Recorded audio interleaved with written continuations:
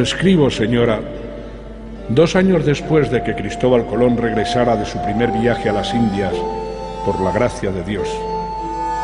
Tras estos meses de arduos trabajos, ha llegado el momento de mostrar a vuestro primo João II de Portugal que son vanas sus aspiraciones en aquellas tierras.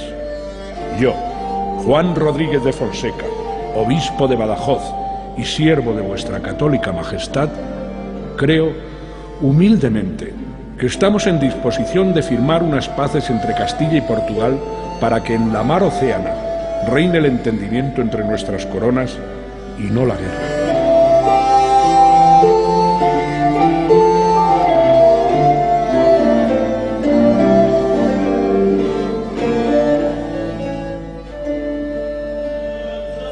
En los códices miniados es una de las figuras del fondo, uno de esos personajes relegado por la historia a segundo plano.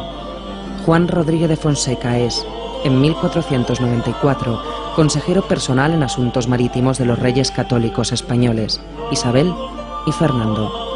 Y va a ser uno de los artífices de la revolución geográfica de finales del siglo XV. Hasta este momento el mundo conocido en la península ibérica abarca poco más que Europa y el Mediterráneo. Pero gracias a los navegantes portugueses y españoles, las fronteras de la civilización occidental van a alcanzar los confines del planeta. 2 naciones, Portugal, gobernada por el hábil João II, y España, recién nacida tras la unión de Isabel de Castilla y Fernando de Aragón, van a protagonizar un hecho insólito en una era gobernada a sangre y fuego. Un tratado internacional que evitará una gran guerra a causa del descubrimiento de América por Cristóbal Colón. Esta es la historia del Tratado de Tordesillas, un ejercicio de diplomacia y espionaje sin precedentes. Es la historia de unos hombres y unas mujeres que protagonizaron el mayor reparto del mundo.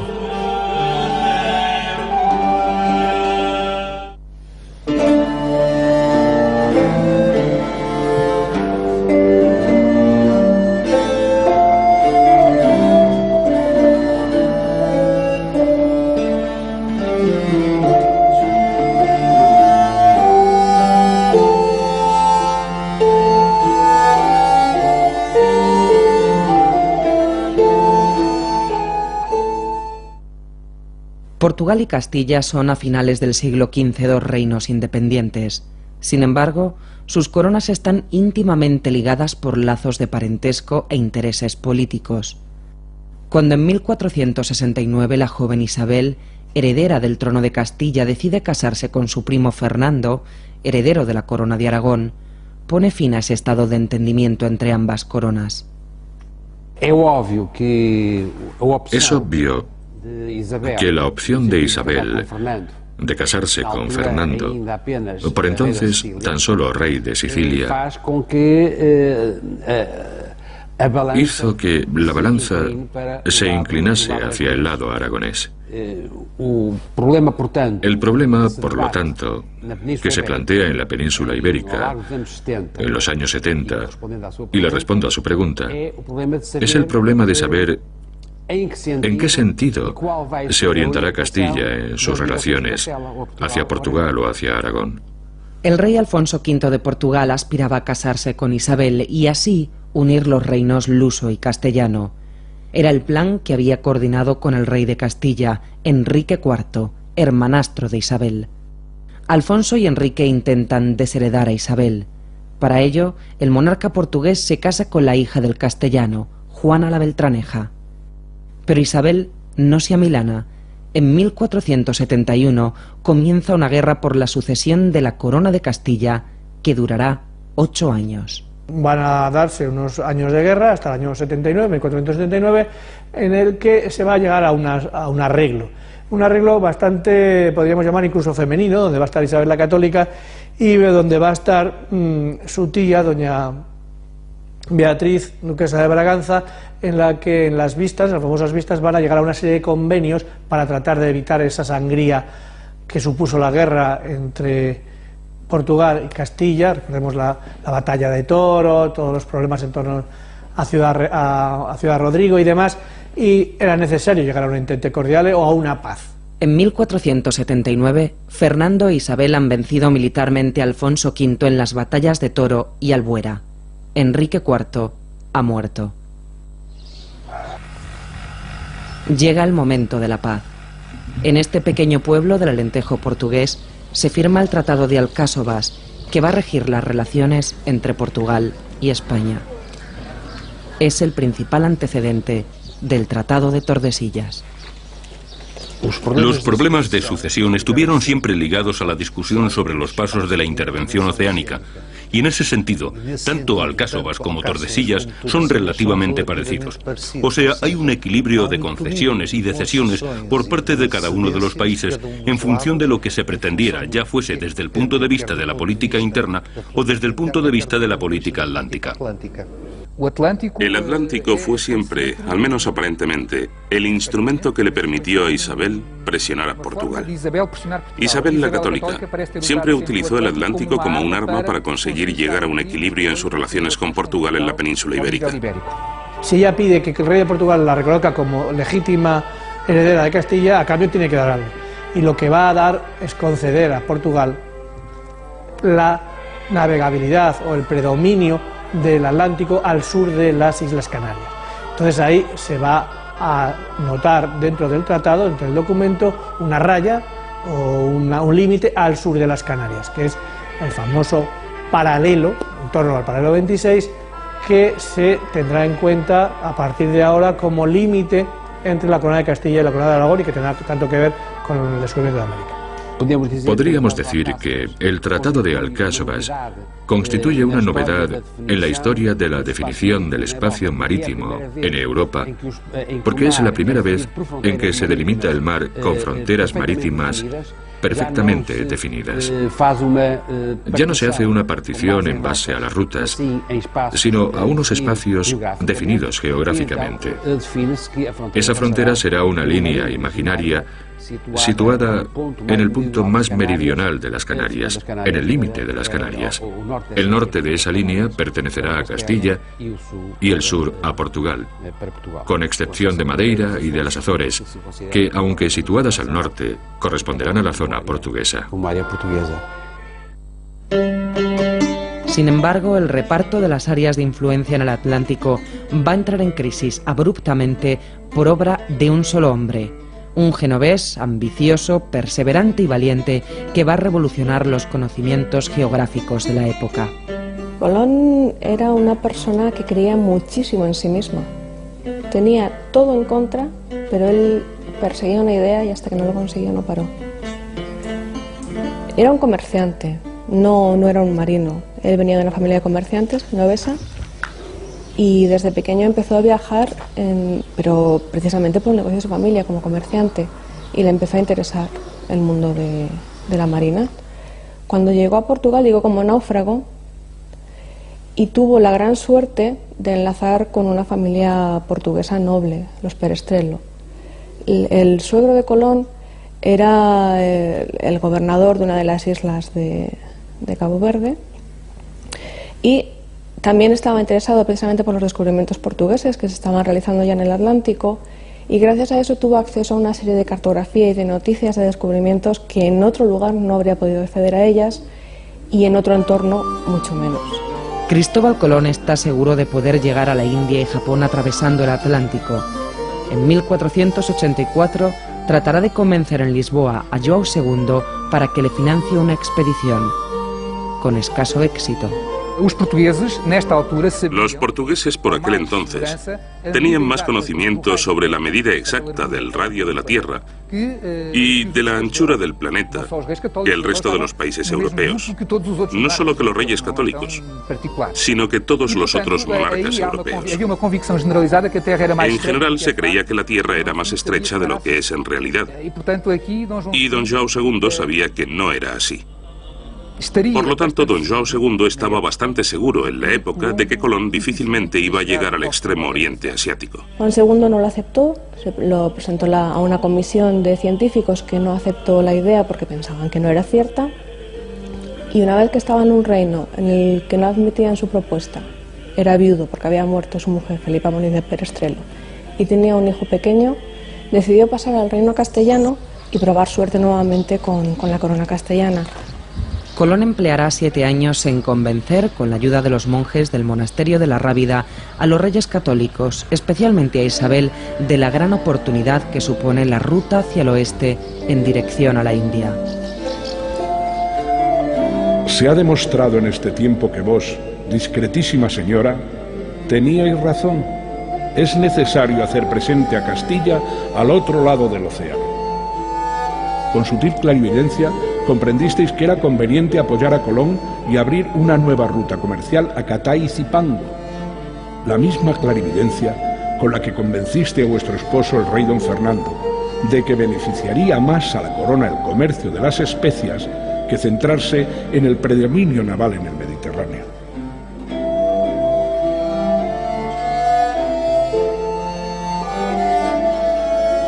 El 3 de agosto de 1492, Colón zarpa del puerto de Palos con 90 hombres a bordo de 3 carabelas. 2 meses y medio después, el 12 de octubre, la expedición llega a la isla de San Salvador, en las actuales Bahamas.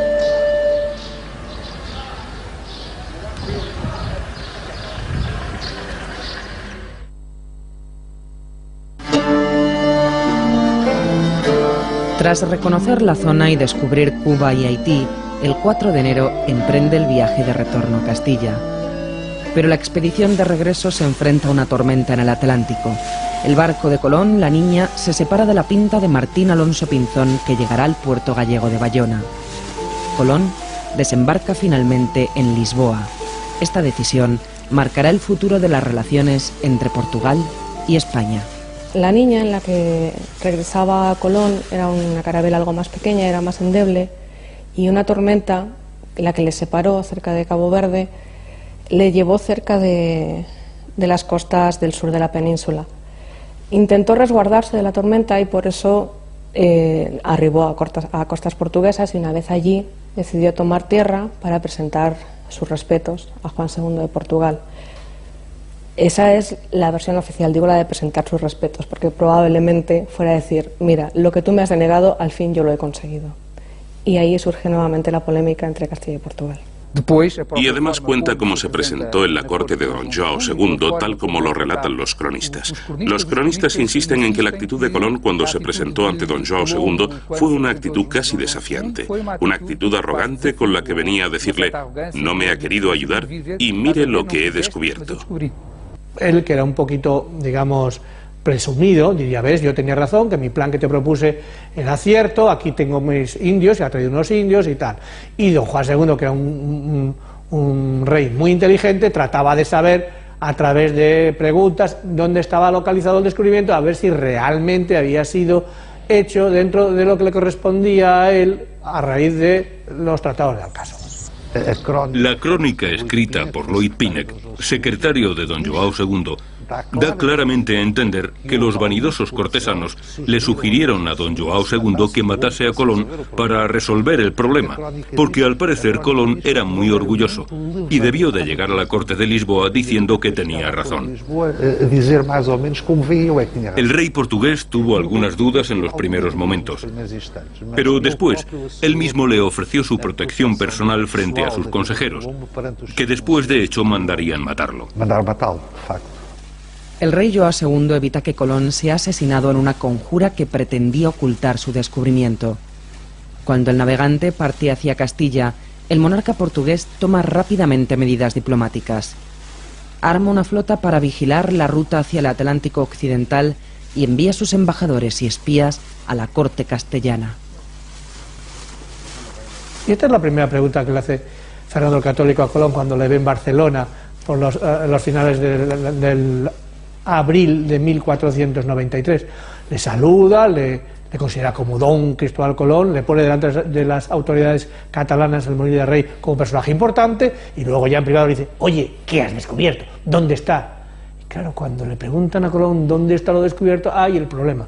Él no estaba muy convencido. Y es que necesito saber exactamente localizar el lugar donde has llegado para poder situarlo en la redacción de la bula correspondiente y evitar problemas que nos están planteando los embajadores que aquí tenemos en Barcelona del Reino de Portugal, de Juan II. Una lectura estricta del Tratado de Alcáçovas, vista desde la perspectiva de la interpretación portuguesa, le da la razón al rey João II de Portugal cuando dice que esa es una zona portuguesa. Si miramos el mapa e imaginamos esa línea horizontal que pasa por el punto más meridional de las Canarias y lo proyectamos hacia occidente, nos encontramos en Florida, lo que quiere decir que todo lo que está al sur de Florida, según la interpretación portuguesa, pertenece a la zona lusitana. Quiso el cielo que 13 años antes de que Colón arribara a las Indias, vuestra presencia en el trono de Castilla se viera asegurada por los acuerdos que tomasteis con vuestra tía Beatriz, duquesa de Braganza. Aquellas conversaciones familiares se refrendaron en el Tratado de Alcáçovas, pero lo que no pudimos imaginar es que quedaría tan reforzado el dominio portugués en el Atlántico. Ahora que gracias a vuestro auspicio ha descubierto Colón nuevas rutas, es el momento de reorientar la situación que viene durando ya demasiados años.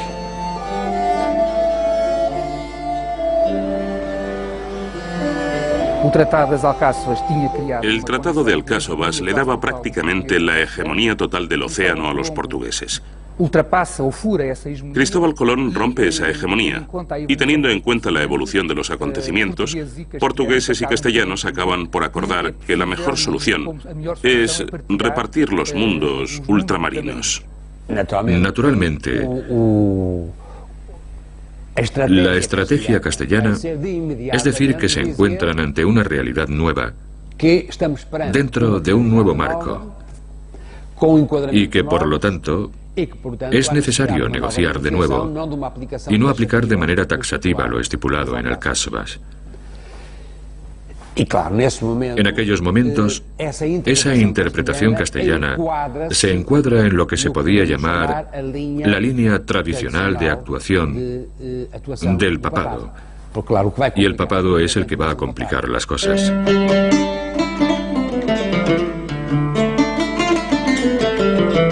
Fernando, el rey español, busca apoyos internacionales frente a la pretensión portuguesa de reclamar sus derechos sobre las tierras descubiertas por Colón.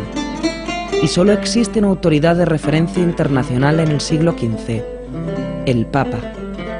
Ante esa situación y tener ya a los embajadores portugueses en Barcelona, inmediatamente envió embajadores a Roma para hablar con el Papa y conseguir una serie de bulas que les diera dispensas y poderes sobre las nuevas tierras, lo mismo que en su momento hizo Portugal con las tierras africanas. ¿Quién era el Papa? Alejandro VI. Es de su región, es aragonés. Y él sabemos que tenía 2 hijos bastardos. A esos hijos bastardos, en este momento, en abril del año 93, le va a dar unos beneficios el rey Fernando el Católico.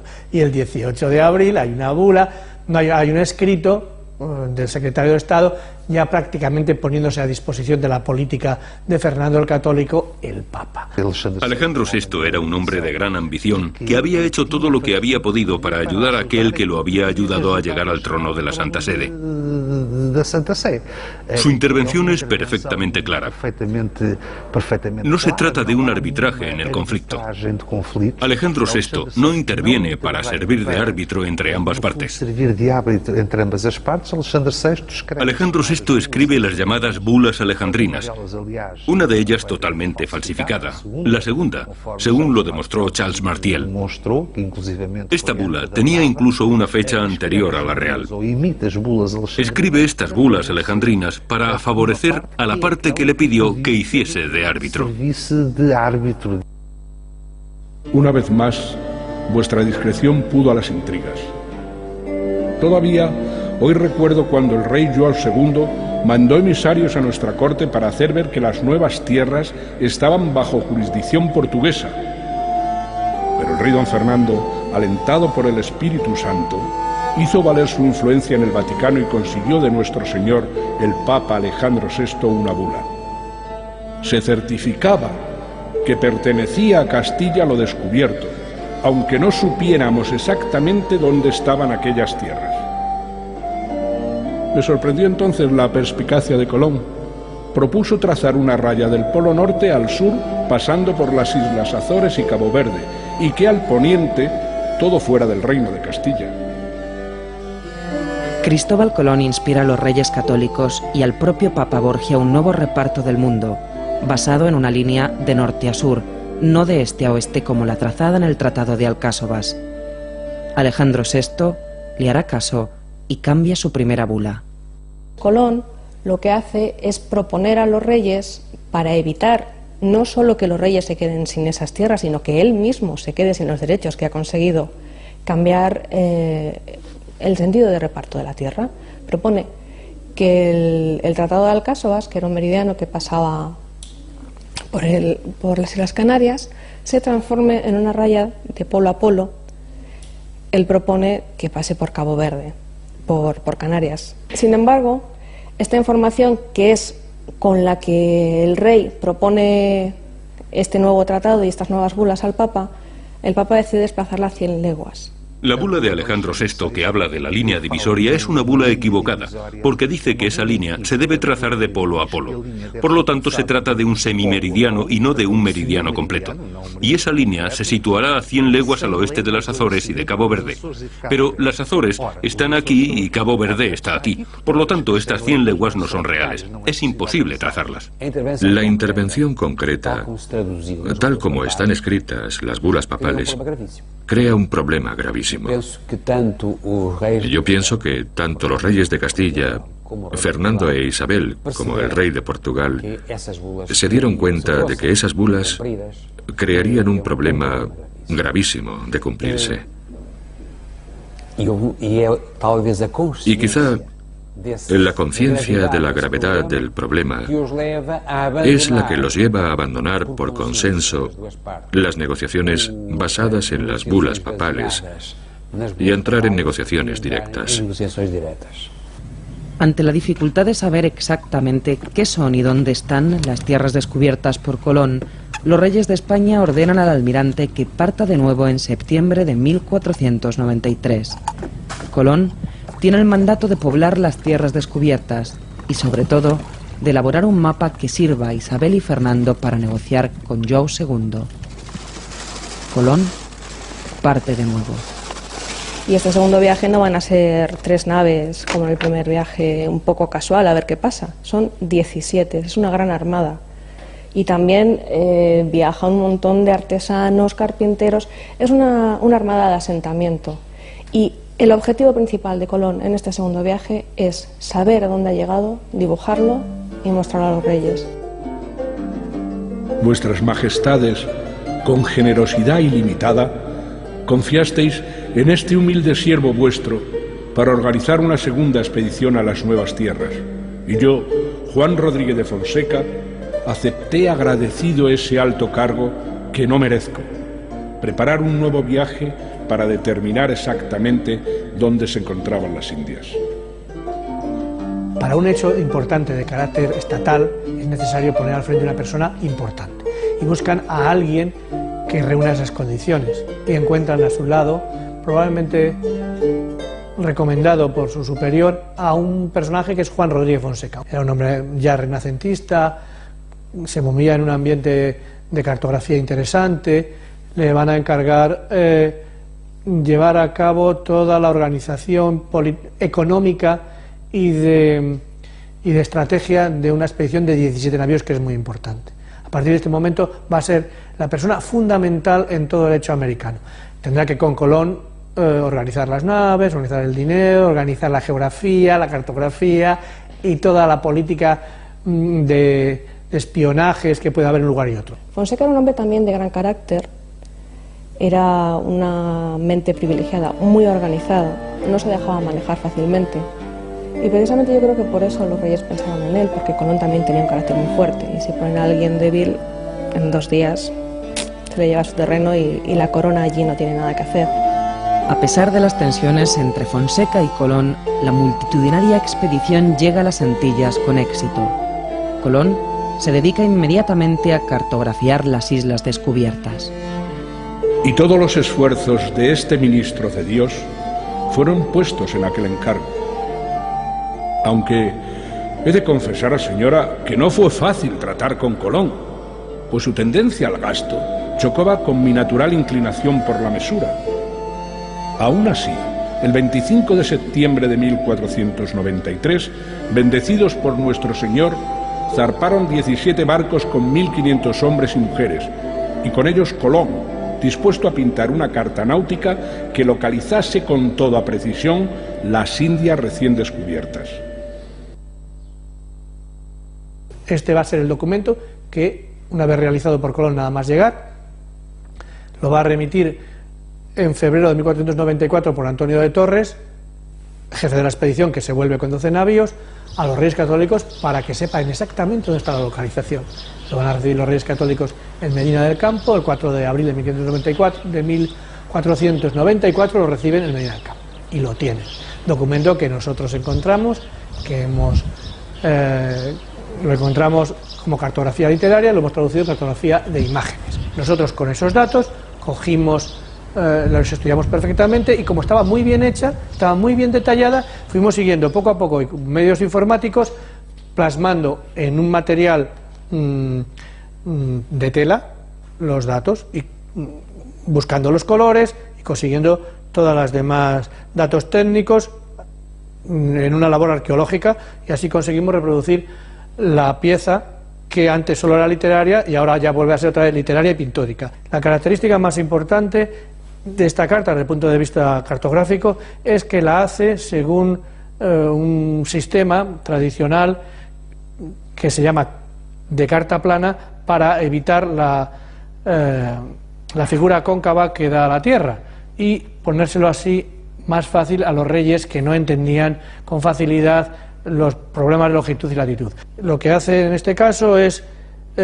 situar la geografía europea con corrección, basándose en un mapa medieval, localizando las islas Cabo Verde, y las terceras, curiosamente las terceras, que son las Azores actuales, están muy metidas hacia el este, con lo cual la raya que vaya a trazar después va a poder pasar. ¿Ven ustedes? Desde el punto de vista de la longitud, pueden trazarse una raya de Tordesillas que pase por los dos, cosa que actualmente sería imposible. Bien, pues él lo que hace es dibuja la parte de la China donde cree que ha llegado, localiza su descubrimiento en la Española y en la isla de Cuba, que también ha descubierto. Pero Cuba continental, pegada al continente chino, al continente asiático, y ahí aparece y pone una bandera en el lugar donde, hasta donde ha llegado, la dibuja como tal tierra firme. Entonces decide bajar en latitud un poquito la isla de La Gomera, las Islas Canarias, y subir la villa de la Isabela, que está al norte de la isla de la Española, y ponerlas a la misma latitud, 26 grados, por la que él dijo que viajando por esa latitud llegaría a Asia. De esa manera consigue estar por encima de la línea del Tratado de Alcásobas y que pase lo que pase, esas tierras siempre correspondan a Castilla. Es un pequeño truco para localizar la cartografía colombina y en lo que él influyó después.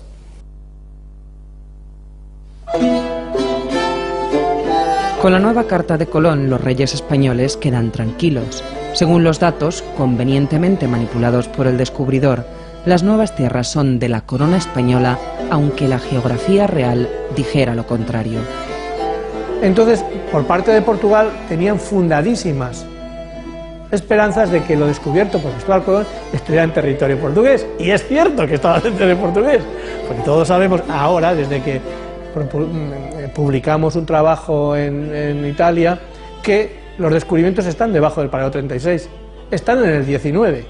Luego eso entraba dentro de la línea del Tratado de Alcásobas en el área de influencia portuguesa. Sin embargo, la prioridad de João II no es reivindicar lo descubierto, sino conservar la ruta hacia la India. Portugal necesita que el nuevo tratado refleje su derecho a navegar por el Atlántico Sur en la ruta hacia el Cabo de Buena Esperanza. Es una cuestión muy importante, una cuestión fundamental para entender las negociaciones que condujeron al resultado final del Tratado de Tordesillas. El viaje de Bartolomeo Díaz, que le hace descubrir el Cabo de Buena Esperanza y el camino hacia el Índico, es un viaje realizado a lo largo de la costa occidental africana y orientado al descubrimiento de ese paso. Pero durante aquella navegación penosa hacia el sur, los navegantes portugueses se dieron cuenta de que se enfrentaban permanentemente a vientos contrarios, los vientos alisios, que soplan junto a la costa africana hacia el norte. Se trataba de un viaje difícil y poco práctico, porque para acceder a la ruta del Cabo, para acceder al Océano Índico y a las especias, para ir a Oriente, era necesario navegar primero hacia Occidente a través del Atlántico, ir hacia el sudoeste del Atlántico, para conseguir navegar por una ruta con vientos permanentemente favorables, mucho más rápida y menos arriesgada que la ruta que habían realizado los barcos mercantes con el viento en contra. Los diplomáticos y los espías de ambos reinos trabajan a destajo para evitar un conflicto bélico que no interesa a ninguna de las dos coronas. Un conflicto motivado además por un océano y unas tierras apenas exploradas y que nadie sabe ubicar con precisión. Hoy ruego a Dios nuestro Señor que nos siga bendiciendo con su gracia, la misma gracia con la que respondió a nuestras plegarias cuando el mapa de Colón demostró que las nuevas tierras estaban en el área de influencia de la corona de Castilla. Sabemos ahora que podemos acceder a las peticiones portuguesas y desplazar 270 leguas al occidente la línea bendecida por nuestro Santo Padre el Papa. Y así vos conseguiréis la paz y mantendréis las nuevas tierras bajo vuestra santa y magnánima corona.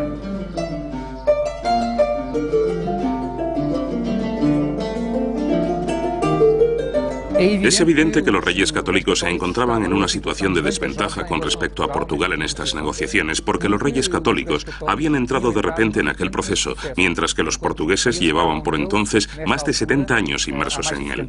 Y esta es la gran diferencia. Los portugueses habían navegado hacia el sur desde los años 20, habían pasado el Cabo en 1434 y por lo tanto 60 años después pueden negociar en Tordesillas. El proceso de negociación se desarrolla con el envío simultáneo de embajadas. Este periodo de negociaciones dura unos 15 meses. Es un periodo que no está bien documentado, aunque nos gustaría que lo estuviese, porque aunque sabemos que los embajadores van de un lado a otro, no se sabe exactamente qué es lo que se discute y por qué. Las crónicas y los documentos existentes no son muy elocuentes, no dicen demasiadas cosas. Y por ejemplo, con la parte portuguesa ocurre algo muy curioso, porque hay claramente un silencio sobre este asunto que no se acaba de entender, a no ser que asumamos que Tordesillas no fue exactamente un acuerdo, sino una gran victoria de don João II a los ojos de quienes le servían. Yo diría que son unas negociaciones muy modernas. Se designan embajadores, se crean normas diplomáticas, hay contrainformación, mucha contrainformación.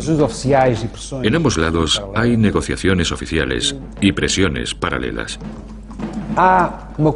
Hay un fuerte componente de negociaciones técnicas paralelas a las negociaciones políticas, sobre todo en lo relativo a la definición de las líneas de las fronteras atlánticas. Es interesante tener en cuenta que uno de los negociadores finales de Tordesillas, que probablemente ya había participado en negociaciones anteriores, aunque no apareciese en primer plano, es un técnico de navegación, un hombre con gran experiencia, un portugués llamado Eduardo P. Pereira, que tenía gran experiencia como navegante en la zona de Guinea. Muy probablemente, su opinión fue determinante en la definición de los términos exactos en que se trazaría la línea fronteriza de las 370 leguas, porque, en efecto, los términos con que se definió tenían un extraordinario rigor técnico dentro de las limitaciones de la época. Mientras se discute la división del Océano Atlántico en dos zonas de influencia, se discute también otro problema que es capital para los monarcas de ambos lados. El hijo mayor y heredero de don João II, don Alfonso, muere en un accidente de caballo. Y la decisión sobre quién será el sucesor de la corona de Portugal, que se encuentra en pleno proceso de discusión del Tratado de Tordesillas, recae en don Manuel, su cuñado, pero también su enemigo político. Es entonces cuando intervienen claramente los monarcas de Castilla, Isabel la Católica de Castilla y Fernando de Aragón, para que don Joao reconozca los derechos sucesorios de su primo don Manuel.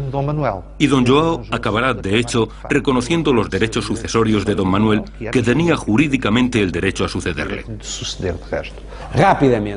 El consenso fue casi inmediato. Y yo diría que en ese consenso, aunque sea difícil de probar, es bastante probable que tuviese mucho que ver la figura de Fernando en Castilla. Pero sobre todo en la corona de Aragón. Fernando, el rey de Aragón, tenía muchos problemas. Unos problemas mucho más importantes que la negociación de unas islas perdidas y no muy conocidas. De modo que, muy probablemente, Fernando estuviese interesado, y en esto debió de influir en Isabel, en llegar rápidamente a un acuerdo por el que iba a conseguir la paz con la frontera occidental, en un momento en que tenía gravísimos problemas en el Mediterráneo.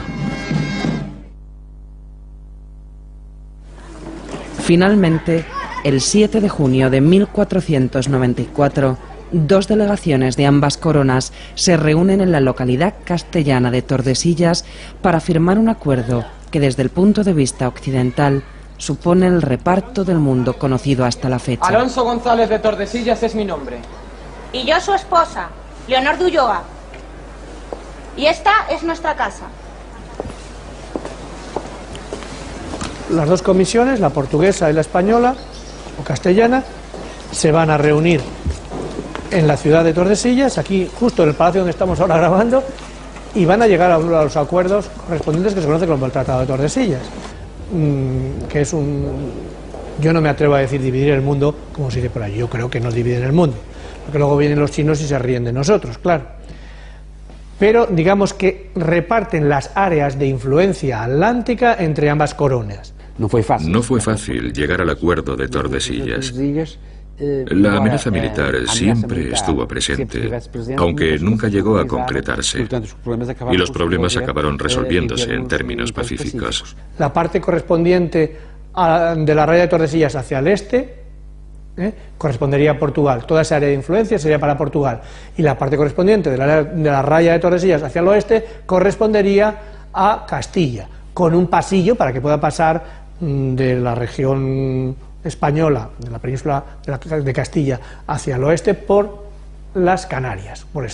Esta es la decisión fundamental y la que apacigua la posible enemistad entre Juan II y los reyes católicos. El tratado significa para Castilla que, de hecho, el Nuevo Mundo es castellano, pero Castilla se queda sin una parte.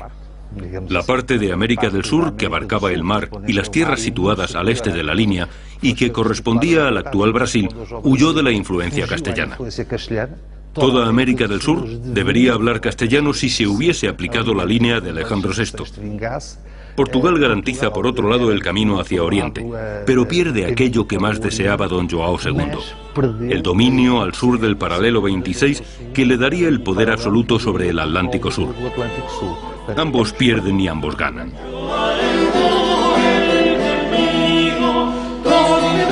Hoy en día, un grupo de teatro formado por los vecinos de Tordesillas representa para los turistas cada verano la firma del histórico tratado.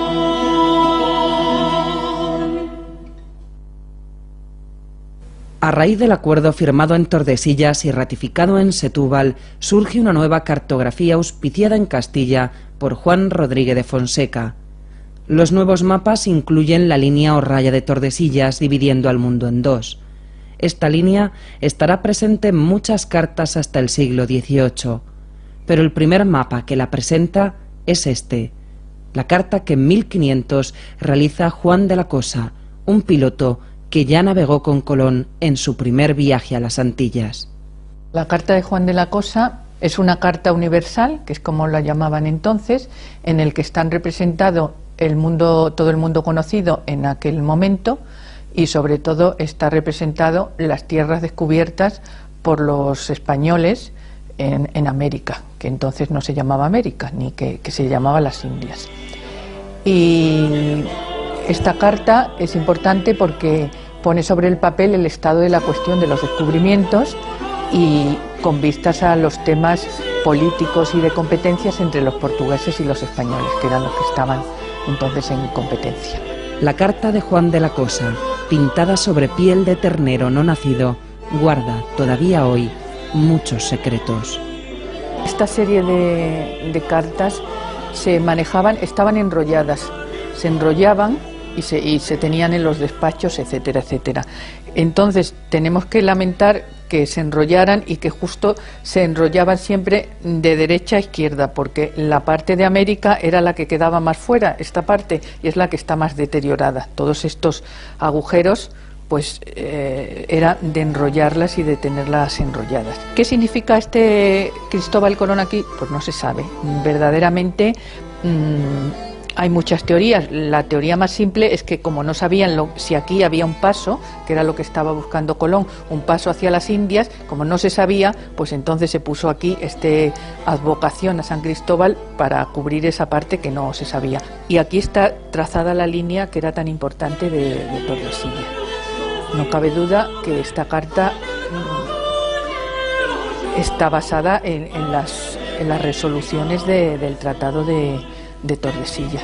Y era muy importante para los reyes católicos saber qué territorio caía en su mitad según ese tratado y qué territorio pertenecía a los portugueses.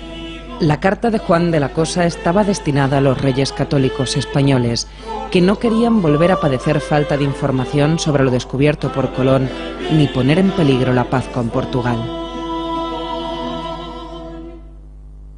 Tras la firma del tratado, los reyes de ambas coronas, João II e Isabel y Fernando, se afanan por conocer cuanto antes hasta dónde llegan las flotas contrincantes. En este ir y venir de naves y descubridores, aparece Brasil.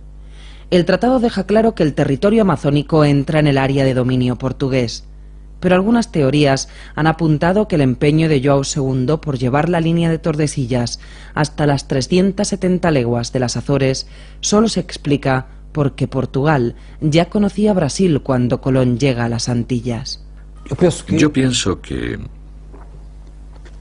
esa interpretación no es acertada.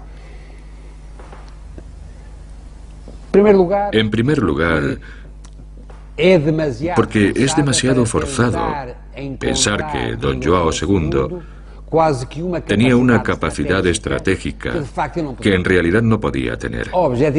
En teoría no se conocía Brasil,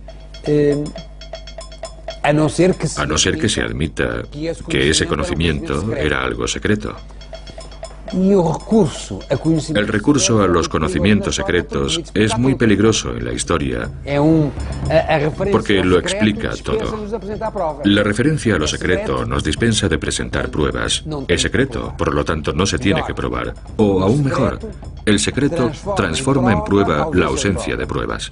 Yo creo que Portugal por lo menos tenía que sospechar que había tierras. En realidad, para mí, lo más probable es que ya hubiesen avistado y tuviesen conciencia de la existencia de tierras. Claro que la existencia de tierras no significa que supiesen que existía Brasil, porque para nosotros Brasil es hoy un país concreto, un país inmenso, enorme, y difícilmente los portugueses podían tener esa perspectiva a finales del siglo XV. Yo creo que los portugueses sabían de la existencia de unas tierras, pero no creo que constituyesen un objetivo estratégico, ni creo que fuesen la razón de que don João II pidiese que la línea de Tordesillas no pasase a 100, sino a 370 leguas. Pero es difícil saberlo porque 370 leguas no son 300, ni 400, ni 350, que son números redondos. 370 es un número extraño. Pero para mí hay un aspecto todavía más importante. Y es que, independientemente de saber si había tierras o no, los portugueses tenían claro un aspecto más decisivo, y es que si había tierras, tenían que ser portuguesas.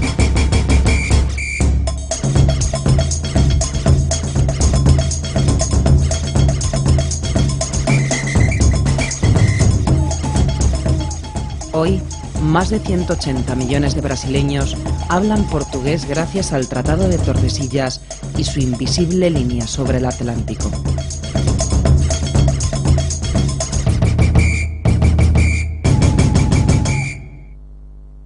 Tras la firma del tratado, la corona portuguesa y la castellana deciden enviar una comisión científica que verifique sobre el mismo océano la posición exacta de la línea divisoria. La fe de los monarcas en sus científicos es mayor que las posibilidades técnicas de los cosmógrafos del siglo XV. Las dos coronas establecen que en un plazo de 10 meses, tanto pilotos portugueses como castellanos establecerán definitivamente el lugar de la raya. Pero es que hasta el siglo XVIII es imposible, y mucho más en medio del mar. ¿Quién determina dónde está una raya en el agua? Es imposible. No es posible en este momento todavía porque no existen relojes fiables y no hay manera de medir la velocidad, pero ni siquiera aún midiendo la velocidad no había manera de navegar por el agua en línea recta, porque por el asunto de los vientos y demás. Entonces es muy difícil medir de forma habitual, con un metro larguísimo, la longitud. No había manera humana. Lo interesante es que nada más firmarse el tratado, los reyes católicos le escriben a don João II para decirle que tienen la armada preparada, pero don João II ya está moribundo y está inmerso en el proceso de su sucesión. Cuando los reyes católicos le escriben al rey de Portugal diciéndole que tienen los navíos preparados, el rey de Portugal le responde con evasivas y nunca arma sus navíos, con lo cual es obvio que Portugal no quiso organizar la armada que iba a delimitar aquel territorio. La imposibilidad de determinar el lugar exacto por donde pasaba la línea, y si la línea daba la vuelta al mundo y también dividía Oriente, dejó en manos de los gobernantes la interpretación del tratado durante 2 siglos. Más adelante, a finales del siglo XVI, se crea un nuevo problema, la cuestión del antimeridiano de Tordesillas, un problema que surge a partir del viaje de Fernando de Magallanes y que se resuelve con el Tratado de Zaragoza. Mas aquel problema no lo era todavía en 1494, a finales del siglo XV, por entonces era algo muy distante. Fue un acto de buena voluntad por ambas partes. La última intención es imposible saberla, porque en la mente de Fernando el Católico, prestigioso rey del momento, y en la de Juan II, no menos prestigioso, pues no sabemos lo que ocurriría. Pero lo cierto es que en paz se llegó a un convenio y a partir de aquel momento hubo paz entre ambos reinos, entre Castilla y Portugal. Esto nos viene a decir que el Tratado de Tordesillas es suficientemente riguroso para poder resolver los problemas inmediatos y suficientemente ambiguo para adaptarse a algunas situaciones nuevas que por entonces no se habían previsto. Portugal, a lo largo de los siglos siguientes, será una potencia atlántica. Acabará creando en América una colonia que luego se convertirá en un país gigante, Brasil. Y Portugal es también la gran potencia del Océano Índico en el siglo XVI. En contrapartida, España es la primera gran potencia colonial en América. Iba a dar lugar a todo ese mundo que hoy designamos como América Latina, un territorio de lengua castellana. El hecho de que casi toda Sudamérica hable español es una consecuencia del Tratado de Tordesillas en cierto sentido. Y toda la arquitectura imperial del Portugal y de la España de los siglos XV al XVIII es consecuencia de Tordesillas. El Tratado de Tordesillas inaugura a finales del siglo XV un estilo de diplomacia basado en el diálogo y no en la espada. Pero en Tordesillas se estrena también una forma de reparto del mundo a espaldas de sus habitantes. A miles de kilómetros de las cortes europeas, millones de seres humanos iban a ver su mundo súbitamente alterado a causa de unos pergaminos firmados por unos reyes que jamás visitarían aquellas tierras.